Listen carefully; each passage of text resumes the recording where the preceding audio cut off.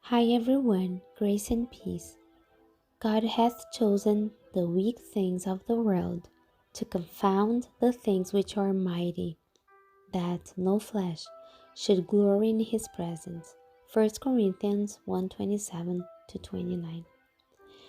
After the ascension of Jesus, doctors, lawyers, priests, rulers, scribes, and theologians listened with astonishment to words of wisdom and power from unlearned and humble men.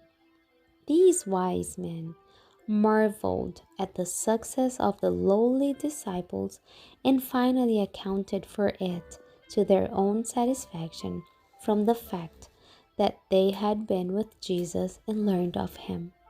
Their character and the simplicity of their teachings were similar to the character and teachings of Christ. Those who teach unpopular truth today must have power from on high to combine with their doctrine, or their efforts will be of little account. The precious grace of humility is sadly wanting in the ministry in the church. Men who preach the truth think too highly of their own abilities. True humility will lead a man to exalt Christ and the truth, and to realize his utter dependence upon the God of truth. It is painful to learn lessons of humility, yet nothing is more beneficial in the end.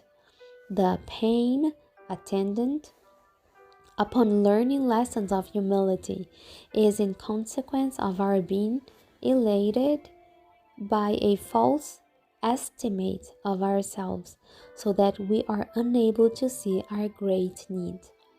Vanity and pride fill the hearts of men.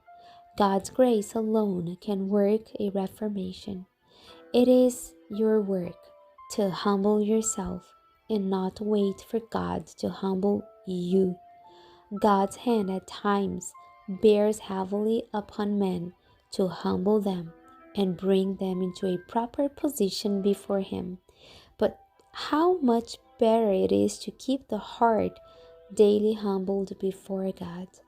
We can abase ourselves, or we can build ourselves up in pride and wait till God abases us. In order to comprehend the truth, you should discipline and train the mind and seek continually to possess the grace of genuine piety. You scarcely know what this is now. When Christ is in you, you will have something more than a theory of the truth. You will not only be repeating the lessons Christ gave when upon the earth, but you will be educating others by your life of self-denial and devotion to the cause of God. Your life will be a living sermon, possessing greater power than any discourse given in the desk. You need to cultivate in yourself that unselfish spirit, that self-denying grace and pure devotion which you wish to see others carry out in their lives.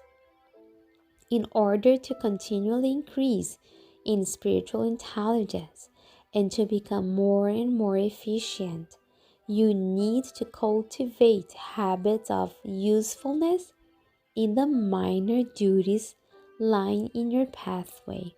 You must not wait for opportunities to do a great work, but seize the first chance to prove yourself faithful in that which is least, and you may thus work your way up from one position of trust to another.